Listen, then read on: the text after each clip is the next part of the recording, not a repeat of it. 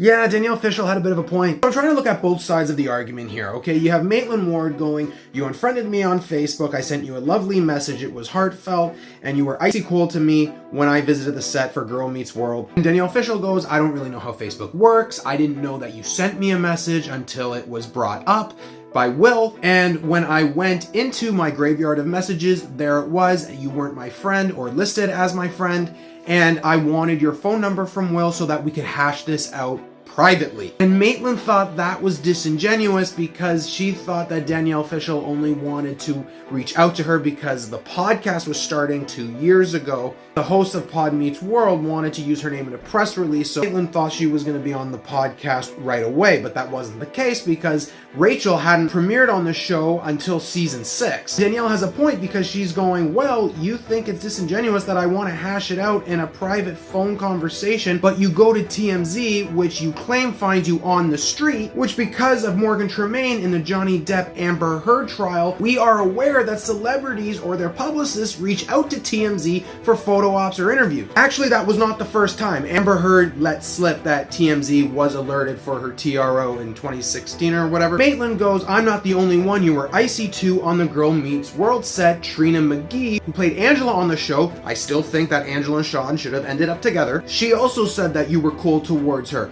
And Danielle goes, well, I talked to Trina before she got on the podcast. Trina said some serious heavy stuff when we launched the podcast. That's why we had her on right away. And then Maitland goes on TMZ again, but she wasn't found on the street. Not for nothing, but during the time in which Maitland is saying to Danielle, look, you unfriended me on Facebook, and Danielle doesn't have a recollection, there is an argument to be made here because during that time, around 2013, Facebook was a little wonky. I had unfriended people without my knowing. People unfriended me without my knowing. I had texts from people going, hey, did you just unfriend me on Facebook? And I'm going, what are you talking about?